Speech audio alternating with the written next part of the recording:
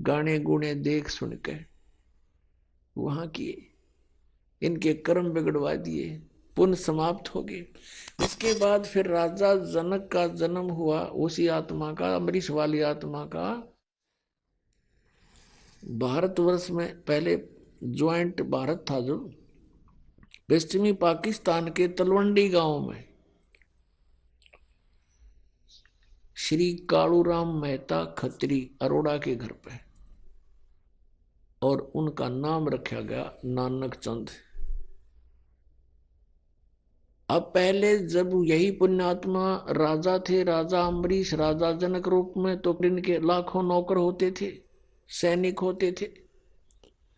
पुण्य क्षीण होने के बाद वही आत्मा फिर स्वयं एक सुल्तानपुर नगर में, सुल्तानपुर शहर में एक नवाब के यहाँ स्वयं नौकर लगे। और यदि परमात्मा उनको नहीं मिलते तो इस कलयुग में तो पाप ही पाप हैं, कोई पुण्य बनता ही नहीं। तो वही आत्मा फिर 84 लाख योनियों में चले जाते हैं। वो परमात्मा कितने दयालु हैं। अब इस प्रसंग को यहीं समाप्त करते हैं। अब हम फिर आते हैं वापस कि कोटि जन्म तन भर मत होगे, कुछ ना हाथ लगा रे। कुकर सुकर खरबया बोरे, कौआ हंस बुगारे। कोटि जन्म तू राजा की, ना मिटी न मन की आशा। भिक्षुक होके दर दर घूम्या, वो मिला ना निर्गुण रासा। कोटि जन्म तू राजा की न्या,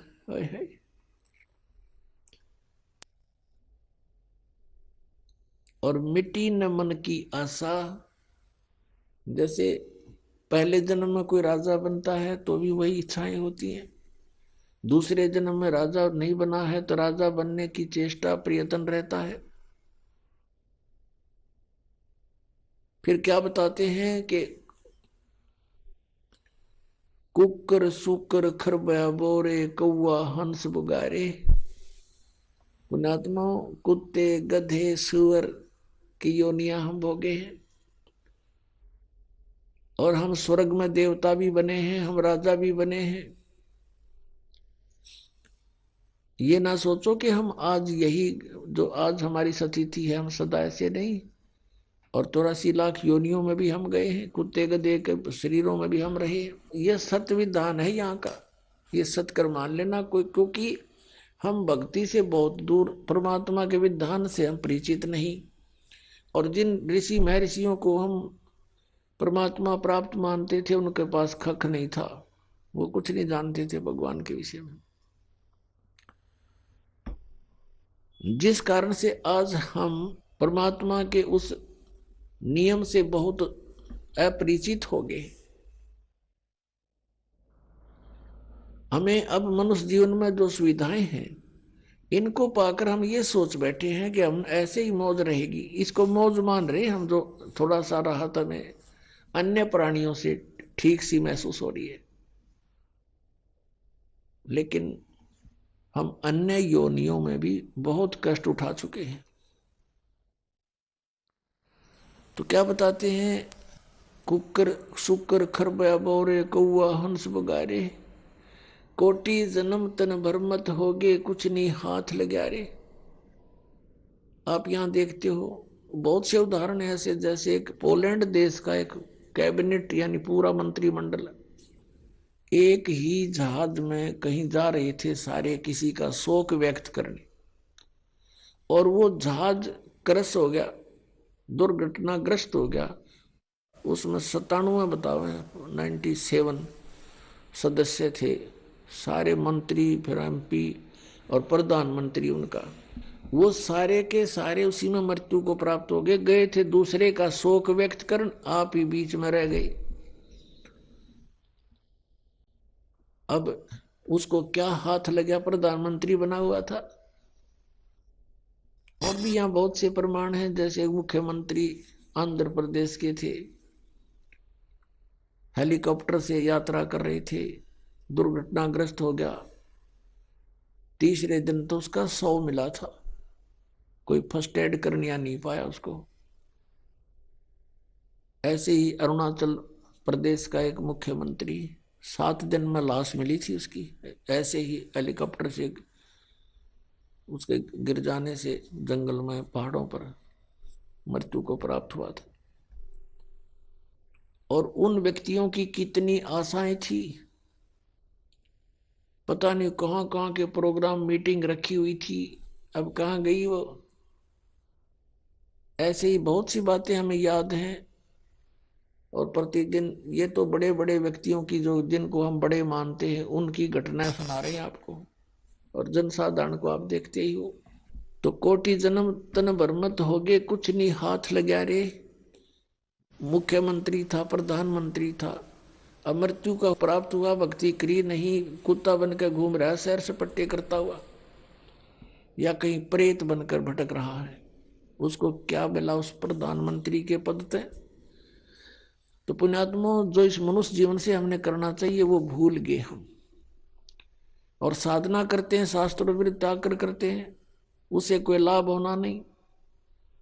गीता जी अध्याय नंबर 16 के श्लोक 23 में कहा कि शास्त्र विधि को त्याग कर जो मनमाना आचरण करते हैं, उनको न तो कोई सुख हो सकता है, ना उनकी गति हो, ना कोई सिद्धि को प्राप्त हो सकते, अर्थात यूजलेस। इस प्रकार हम अपने मनुष्य जीवन को व्यर्थ करते रहे। इंद्र कुबेर ईश की पदवी, ब्रह्मा वर्ण धर्मराया। इंद्र कुबेर, कुबेर धन का देवता यानी वित्त मंत्री एक ब्रह्मांड का, और इंद्र स्वर्ग का राजा। ईश ब्रह्मा विष्णु महेश की पदवी भी आप जी ने बहुत बार प्राप्त की है। बताओ, अब ये बातें हमें किसी ने ज्ञान कराया नहीं, हम इन्हीं घिसी पिटी उस अज्ञान लोकवेद के आधार से अध्यात्म ज्ञान सुना करते थे। अब हमें पता चला कि हम कितने युगों से कष्ट उठा रहे हैं। तो पुण्यात्माओं, इस प्रकार का ज्ञान आदरणीय गरीबदास साहिब जी को परम पूज्य कबीर परमेश्वर जी ने बताया, जो जिंदा महात्मा के रूप में वहां प्रकट थे। अब छोटा सा 10 वर्ष का बालक बहुत प्रेरित हो जाता है, बहुत कुछ समझने योग्य होता है। एकदम हृदय में ऐसी प्रेरणा बन गई, चरणों में गिर गया और कहने लगा, परमात्मा, क्या इन ब्रह्मा विष्णु महेश से भी ऊपर कोई और प्रभु है?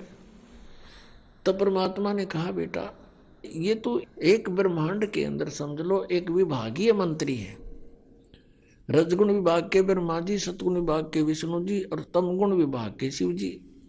इनके पिता हैं ज्योति निरंजन काल, जिसे सरपुरुष कहते हैं। गीता जी अध्याय नंबर 15 के श्लोक नंबर 16 और 17 में 3 पुरुष बताए, एक सरपुरुष, एक अक्षर पुरुष। सरपुरुष तो ये ब्रह्म है, 21 ब्रह्मांड का स्वामी, जिसको काल भगवान कहते हैं।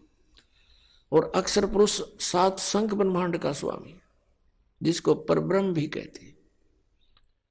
ये दोनों प्रभु, पुरुष माने प्रभु, और इनके अंतर्गत जितने प्राणी हैं ये सब नाशवान है। जीव आत्मा किसी की नहीं मरती, वो तो कुत्ते के देखी भी नहीं मरती। 15वें अध्याय के 17वें श्लोक में फिर कहा है कि उत्तम पुरुष तू अन्य परमात्मा उदारते। उत्तम पुरुष यानी श्रेष्ठ परमात्मा तो इन ऊपर वर्णित 16वें श्लोक में कहे दोनों पुरुषों से, सरपुरुष और अक्षर पुरुष से भी कोई और है, अन्य है, और वही परमात्मा कहता है, और वही तीनों लोकों में प्रवेश करके सबका धारण पोषण करता है। उल्टे लटके संसार रूपी वृक्ष की मूल है, जड़ है। तो इस प्रकार गरीबदास साहिब जी को परम पूज्य परमेश्वर कबीर जी ने सर्व ब्रह्मांडों की रचना का ज्ञान कराया। बच्चा बड़ा ध्यान से सुन रहा है, और फिर प्रेरणा हुई कि हे परमात्मा, आप तो समर्थ हैं। जब आप एक कुंवारी गाय का दूध निकाल सकते हो मालिक, आप सब कुछ कर सकते हो। छोटे से बालक का हुआ, बहुत बड़ी बात खटक गई उसके, और कहा, परमात्मा, मुझे अपना गांव दिखा दो। आप कहाँ से आए हो, मुझे भी ले चलो एक बार आपके गांव में। और गरीबदास साहिब जी ने पूछा कि हे प्रभु, ये इतना स्वादिष्ट दूध मैंने कभी नहीं पिया। दूध डेली पीता हूं मैं, लेकिन जो दूध आज इस कंवारी गाय से मुझे प्राप्त हुआ आपकी कृपा से, ऐसा स्वादिष्ट दूध मुझे कहीं नहीं मिला। तब परमात्मा ने कहा, बेटा ये यहाँ के लोगों का दूध नहीं, ये मेरे गांव से दूध आया था, सतलोक से। हे परमात्मा, जब वहां का यहाँ कैसे पहुंचा, ये मेरी शक्ति का काम है। तब कहा, मुझे भी एक बार आप ले चलो वहां पर। तब परमेश्वर ने उस आत्मा को साथ लिया, ब्रह्मा विष्णु महेश का स्थान दिखाया, उनकी सतीथि से परिचित कराया। यहाँ के न्यायाधीश जो सबका लेखा जोखा करता है, सबको दंड देना है या कोई स्वर्ग प्राप्ति करवानी है, जहाँ सबका अकाउंट होता है, वहां पहुंच गए गरीबदास जी को लेकर के। जो ही परमात्मा कबीर देव जी जिंदा महात्मा के रूप में, जिंदा संत कैसे होते, मुसलमानों के अंदर होते हैं, एक ओवरकोट सा पहनते हैं,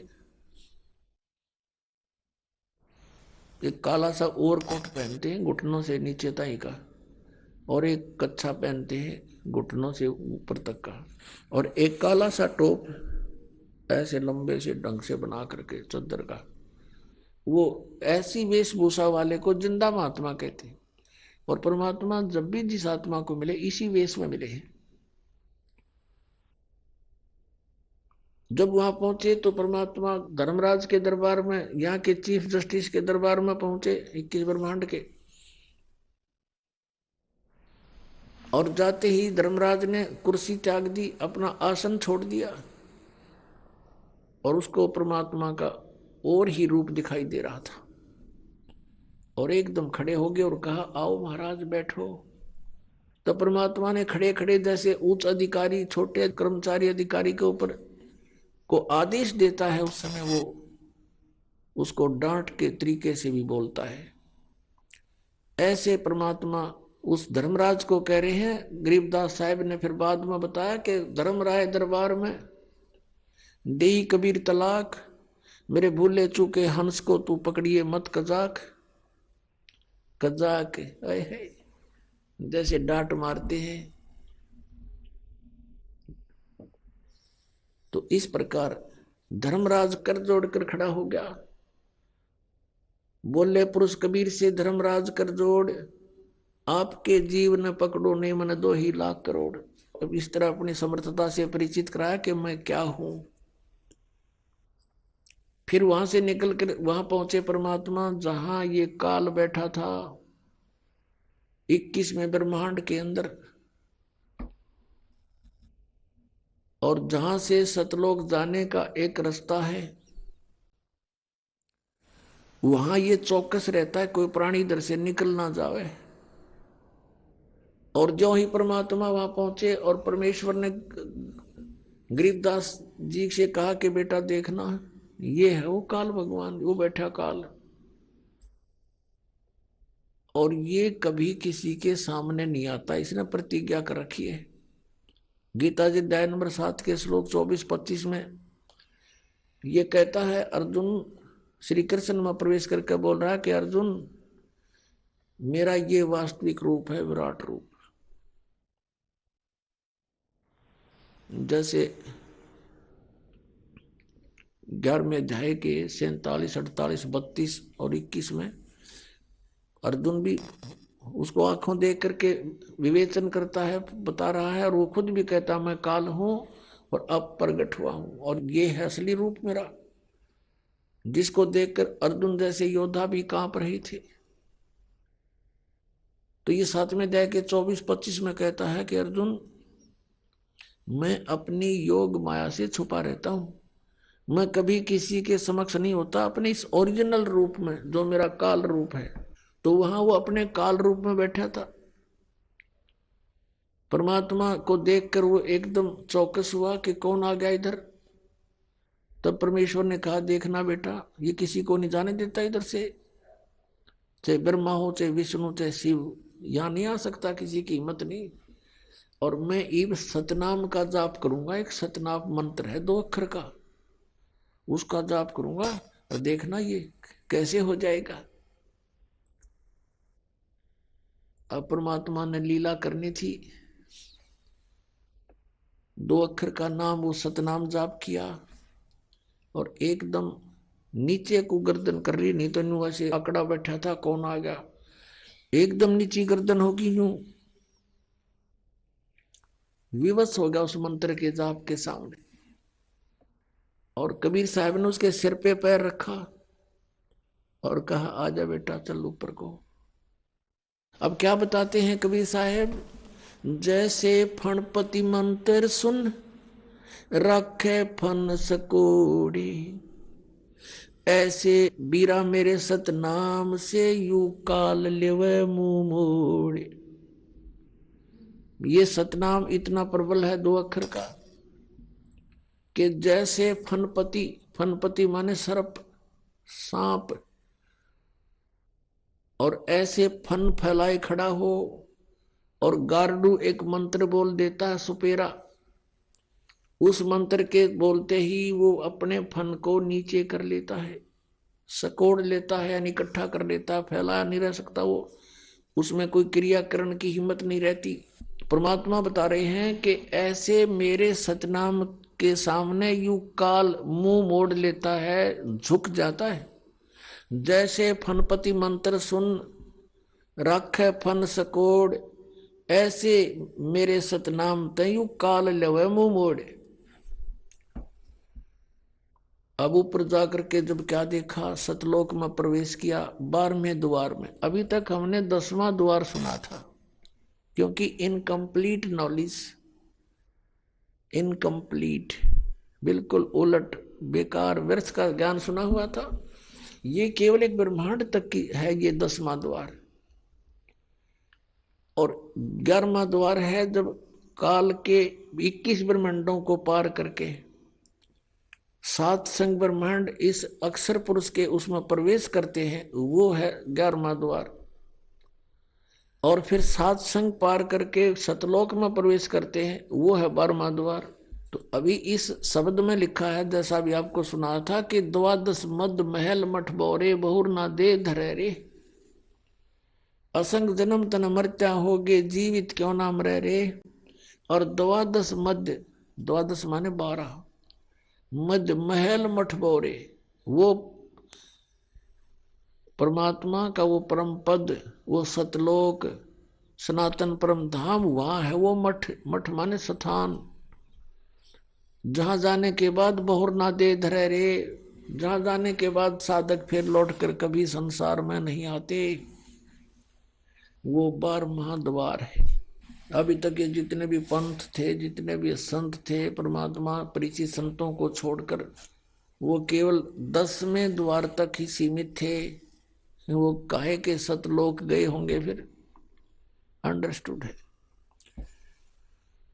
जब सतलोक में प्रवेश किया, वो तेजों में लोक है, जैसे हीरा अपने आप चमकता है, ऐसे ही वो सतलोक अपने आप प्रकाशित है, सौ प्रकाशित है। और उसमें परमेश्वर कबीर देव जी, कबीर साहिब जी अपने अन्य रूप में विराजमान थे। जैसे आपने कबीर परमेश्वर जी का शब्द सुना है, करने नो दीदार मेरे में प्यारा है, और लास्ट में फिर बताया है कि उस परमात्मा के एक रोमकूप में करोड़ सूर्य मिला दे, करोड़ चंद्रमा मिला दे, ऐसा उस एक रोमकूप का की रोशनी भी अधिक है। ऐसा सतपुरुष दीदारा है, सतपुरुष के ऐसे दर्शन है। तो वहां जब परमात्मा तख्त पर विराजमान थे, सिंहासन पर विराजमान थे, नीचे से जिंदा वाले महात्मा के रूप में भी वो परमात्मा गए नीचे से, अपने ही दूसरे रूप पर जो सिंहासन पर विराजमान है, करोड़ सूर्य करोड़ चंद्रमा मिला दे एक रोमकूप की इससे भी अधिक रोशनी वाले तेजों में शरीर में, मनुष्य सदृश शरीर में विराजमान है, उन पे चवर करने लगे, जिंदा वाले रूप में नीचे से गए थे जो। अब गरीबदास जी ने सोचा कि ये है भगवान, ओहो कितना सुंदर है, कैसा चेहरा है, कैसा नूर है इसका। और यहाँ ये जो महात्मा नीचे से आया है, ये कोई यहाँ का नौकर लगता है। गरीबदास जी इतनी सोच ही रहे थे, उसी समय तेजो में शरीर खड़ा हुआ। जिंदा वाले शरीर में नीचे से गए थे साधु रूप में, वो विराजमान हुए उसी सिंहासन पर, असंग ब्रह्मांड के कंट्रोलर के सिंहासन पर। और वो जो तेजो में शरीर जो भगवान दिखाई दे था, परमात्मा नजर आ था, वो लगा चंवर कर जिंदा के ऊपर नौकर की तरह। अब गरीबदास जी सोच रहे हैं भगवान कौन सा इनमें, ये महात्मा भी खूब है भाई, इसके ऊपर परमात्मा चंवर कर रहा है, इसकी सेवा कर रहा है। इतने में क्या हुआ कि वो तेजो में शरीर जिंदा वाले शरीर में समा गया। अकेले कबीर परमेश्वर जी जिंदा महात्मा के रूप में जो नीचे से गए थे वही विराजमान है, चंवर अपने आप घूम रहा है ऑटोमेटिकली। तब परमेश्वर ने कहा कि बेटा, मैं सारे ब्रह्मांडों का मालिक हूं, सब ब्रह्मांड मैंने रचे हैं, सभी प्राणियों जीवों की उत्पत्ति भी मैंने की है। फिर सारी कहानी बताई कि यहाँ से वो जो नर वहां दुख पा रहे हैं काल के लोक में, वो कैसे वहां गए। सारी कथा सुनाई कि तुम सभी यही रहा करते थे, ये सब के आपके मकान, ये स्थान खाली पड़े हैं। जितनी प्राणी वहां गए हैं, चींटी से हाथी तक, रंक से राजा तक, ये सभी यहाँ रहते थे, ये सारे खाली पड़े इनके। इनमें मस्ती लगी, सुख था घना। और यहाँ एक ज्योत निरंजन नाम का अंडे से निकला हुआ प्राणी था, आत्मा था। उसने कुबद छाई, एक पैर पे खड़ा होके तप करने लगा। उसके ऊपर ये सब आसक्त हो गए, उसकी उस ड्रामाबाजी को देखकर, उसकी एक्टिंग को देखकर, जो आजकल के लोग में कष्ट पा रहे हैं। मैंने बहुत बार उनसे कहा कि तुम मस्त रहो बतो, इसकी क्रिया को मत देखो। ऊपर से तो वो सावधान हो जाते थे, अंदर से कसक घनी बन गई, उस पर आसक्त हो गए, हृदय से चाहने लगे। जब उसने कहा कि मुझे जीव दे दो, तो मैंने उनसे पूछा था क्या तुम जाना चाहते हो, सभी ने स्वीकृति दे दी थी, इसलिए उसके साथ भेजने पड़ गए मुझे। और देखो बेटा यहाँ कितना सुख है, और वहां क्या हो रहा है। कभी फ्लड आ जाता है, कभी अकाल गिर जाता है, किसी की रोग से मृत्यु, कभी महामारी फैल जाती है, कहीं जल उपलब्ध नहीं है तो कहीं फ्लड ही फ्लड है। ऐसे स्थान पर चले गए इस सर्व सुखदायी प्लेस को छोड़कर, स्थान को छोड़कर। अब गरीबदास जी बालक थे, आंखों में आंसू आ गए और कहने लगे भगवान हम तो घने नालायक हैं, हम तो महान पापी आत्मा है। हमने देखो एक कैसे भरी थाली का ठोकर मारी, यहाँ सब कुछ उपलब्ध है, हरे भरे बाग हैं, सर्व यानी सदाबहार फल फ्रूट हैं, सदाबहार बेल हैं, सब तरह के यहाँ पर दूधों की नदी बह रही है। और हम वहां उस कंगाल लोक में चले गए और कहा भगवान मुझे यहीं रख लो दाता, वहां मत भेजो। तब परमात्मा ने कहा बेटा ऐसे नहीं, आपको जाना पड़ेगा, और मैं आपको ऐसा मंत्र दूंगा सतनाम 2 अक्षर का, उस सतनाम के जाप को करना और मेरी महिमा को सुनाना सबको। आपने ये देख लिया भगवान कौन है, और भक्ति करके आप यहाँ आ सकते हो। आप जब यहाँ से गए तो बहुत पुण्य थे आपके, अब वहां पुण्य रहे नहीं, उसने लूट लिया तुम्हारे को। और फिर वो इतना ही समर्थ सक्षम होकर तुम यहाँ आ सकते हो भक्ति के बल से। और एक मंत्र में ऐसा दूंगा तुम्हें, अभी बताना नहीं किसी को, लेकिन लिख देना सारी वाणी में, मैं तुझे एक वाणी दूंगा, एक ज्ञान भरूंगा तेरे अंतःकरण में, उसको फिर तू बोल बोल के सुनाना। गरीबदास जी से कहा बेटा आपको जाना पड़ेगा, आपके भाई बहन हैं, वो काल से भ्रमित है, उनको ये ज्ञान सुनाना अति अनिवार्य हो गया। तब गरीबदास जी ने कहा, जो आपकी आज्ञा करो, मेरे साथ रहना मालिक। बहुत गंदा लोग है वहां, तो विचलित हो जाऊं कहीं मैं परमात्मा। परमेश्वर ने कहा, बेटा घबरा मत, मैं तेरे साथ रहूंगा। ज्यों बच्चा गऊ की नजर में, यूं साईं को संत, और भक्तों के पीछे फिरे वो भगत वत्सल भगवंत। अब उधर से क्या होता है, फिर बताया कि बेटा मैं 120 वर्ष बनारस में काशी में रहा हूं। 120 वर्ष में काशी में एक कबीर नाम से धानक जुलाहे रूप में लीला की मैंने। और मेरा उद्देश्य वहां था जनता को समझाना, तत्व ज्ञान बताना। और वो ज्ञान मैंने वहां लिपिबद्ध करवाया था अपने मुख से बोलकर, यथार्थ ज्ञान। अब उसमें काल के दूत प्रवेश हो चुके हैं, उन्होंने उस वाणी को बहुत सा खराब कर दिया है, उस ज्ञान को। अब मैं तेरे अंदर वो ज्ञान पुनः भरूंगा और आप वहां जाकर इसको प्रकट करना, और आने वाले समय में आपके भाई बहन आत्माओं को, पुण्य आत्माओं को काम आवेगा। अब गरीबदास जी ने ये बात बहुत अच्छी लगी। फिर कबीर परमेश्वर जी ने कहा कि मैं ही मिला था किस किस को, नानक साहब को मैं मिला बेई नदी के ऊपर, और वहां से फिर उनको अंतर ध्यान करके यहां लाया था। उसको भी ऐसे ही आपकी तरह सारी सतीथि से परिचित करा करके वापस भेजा था। वो भी श्री विष्णु जी का पुजारी था, गीता जी का पाठ किया करता था, श्री कृष्ण से ऊपर परमात्मा नहीं मानते थे। और जब देखा यहाँ का सारा माहौल, तब जाके उन्होंने नौकरी भी त्याग दी थी और घर छोड़ करके मेरे पास बनारस में आए थे।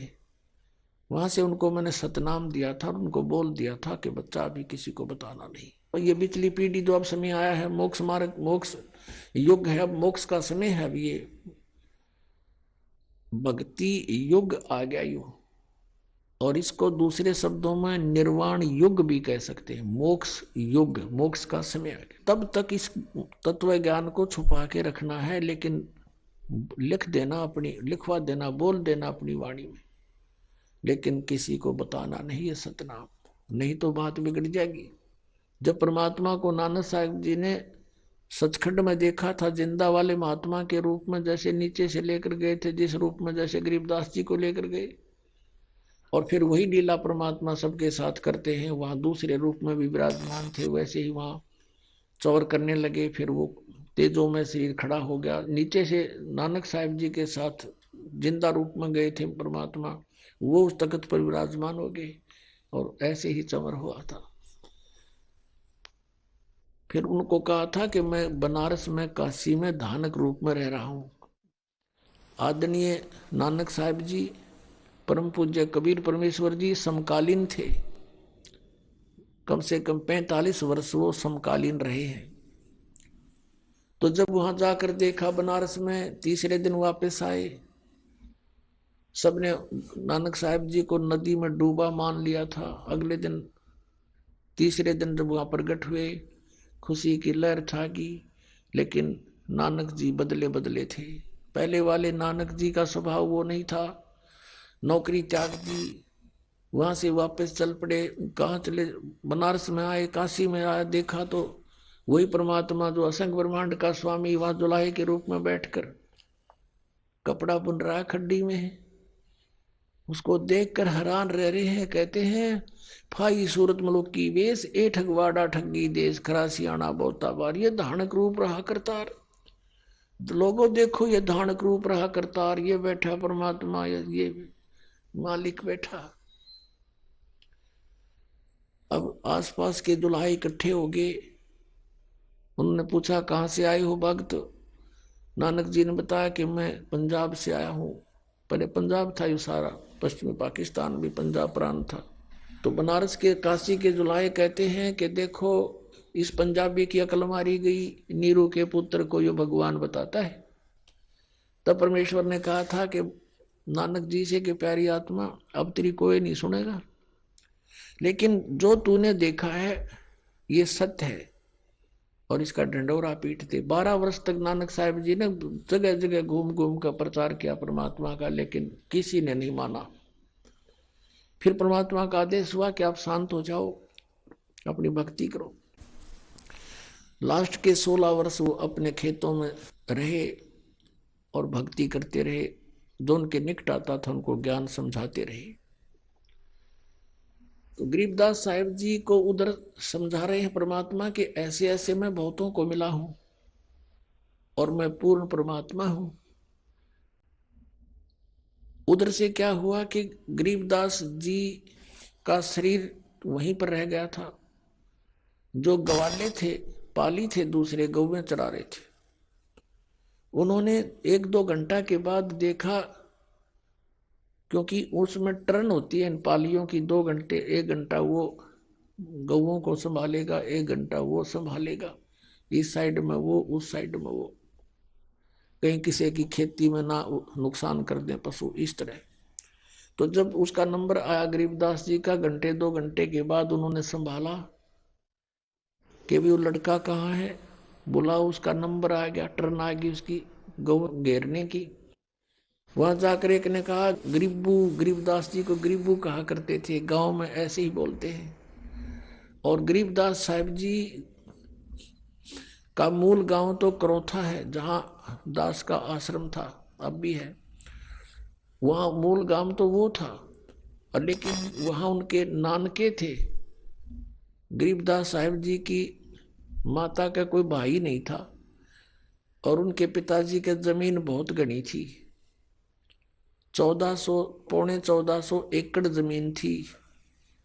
तो गरीबदास जी के पिताजी को वहां घर जमाई रख लिया था गरीबदास जी के नाना जी ने। और गरीबदास जी का जन्म भी वहीं हुआ था, छुडानी गांव में। तो वो लड़की का लड़का था वहां पर। तो कहने लगे, अरे वो लड़की का लड़का कहाँ लाओ, बुलाकर। आके उन्होंने आवाज लगाई, अरे गरीबू आजा, तेरा नंबर आ गया। अब गरीबू तो पहुंच रहा सतलोक में, वो तो यहीं का मटेरियल था, यहीं छोड़ना ही था, वो छोड़ के चले गए। निकट सी जाके आवाज लगाई, ऐसे बैठे थे आसान, ऐसे आम व्यक्ति बैठ जाता है। निकट सी जाके आवाज लगाई, रे गरीबू खड़ा हो ले। बिल्कुल साथ जाके देखे तो जैसे समाधि लगाए बैठा हो, पकड़ के उसको किसी ने हलाया, जो बुलाने गया था, अरे भगत जी खड़ा हो। अब वो ऐसे गिर गए पीछे ने। देखा है तो मर गया, मृत्यु होगी।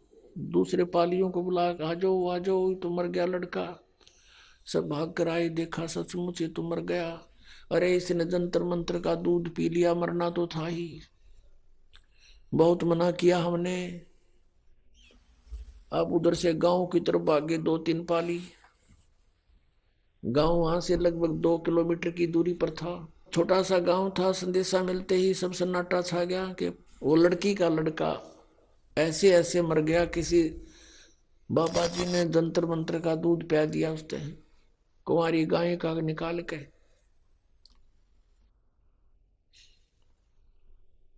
अब माता पिता को जब सुना, इकलौता पुत्र था, वहां के 12 वर्ष के बाद उत्पन्न हुआ था।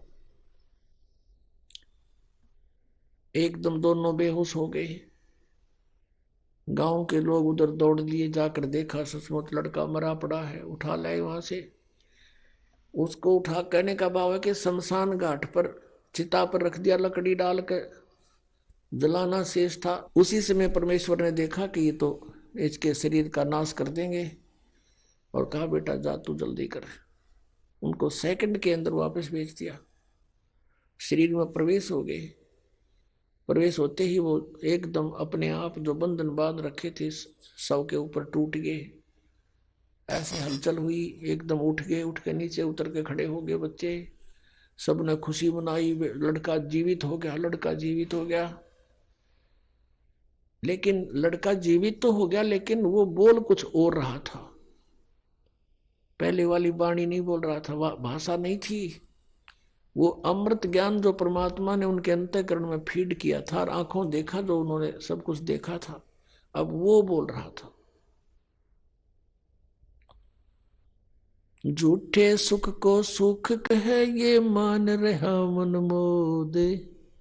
ये सकल चबीना काल का कुछ मुख में कुछ गोदे। अब सब उससे पूछ रहे हैं बेटा क्या हो गया था, वो बता ही नहीं रहे। कौन था वो बाबा जी तेरे को जंतर मंत्र का दूध पिला दिया। वो कहा करते थे अनंत कोट ब्रह्मांड का एक रति नहीं भारे। सतगुरु पुरुष कबीरे हैं ये कुल के सिरजनहार। वो तो वो वाणी बोलने लग जाते, उनके प्रश्न का उत्तर वह देते नहीं थे। तो गांव वालों ने सोचा भी लड़का जीवित तो हो गया पर यू मेंटल हो गया, पागल हो गया। उनको बावड़ा कहने लगे गांव वाले, बावड़िया। बावड़िया कहा करें गांव में, पागल हो गया पागल।